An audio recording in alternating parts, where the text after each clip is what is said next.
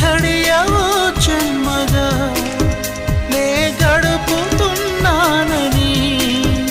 ఈ మహిమ నీదేనని